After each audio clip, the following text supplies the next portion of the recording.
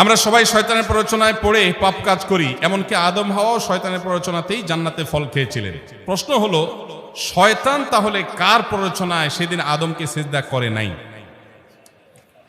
জটিল প্রশ্ন। দেখুন ভাই, শয়তানের প্ররোচনায় আদম আলাইহিস সালাম নিষিদ্ধ গাছের ফল খেয়েছেন।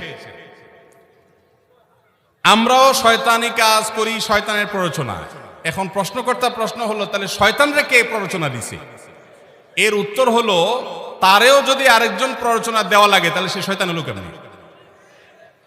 সে নিজেই তো শয়তান, তারে যদি আবার প্ররোচনা দেওয়াই লাগে তাহলে সে শয়তান হলো কেমন?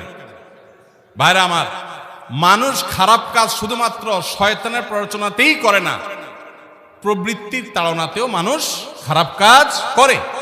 দলিল আল্লাহ তাআলা কোরআনে বলেছেন, ইন্নান নাফসা লাআম্মারাতুম বিসসু। মানুষের প্রবৃত্তি এটা মানুষকে অনেক সময় খারাপ কাজের প্রতি নির্দেশ করে। এই যে রমজান মাসে শয়তান শেকলে বাঁধা আছে, তারপরে কি সব খারাপ কাজ বন্ধ হয়ে যাবে? তার মানে ওই যে ভেতরের যে শয়তানের দোসর, ভেতরের শত্রু যে কুপ্রবৃত্তি, সে কুপ্রবৃত্তি মানুষকে খারাপ কাজের নির্দেশ দেয়। তো শয়তানের প্রবৃত্তি তাকে খারাপ কাজের নির্দেশ দিয়েছে।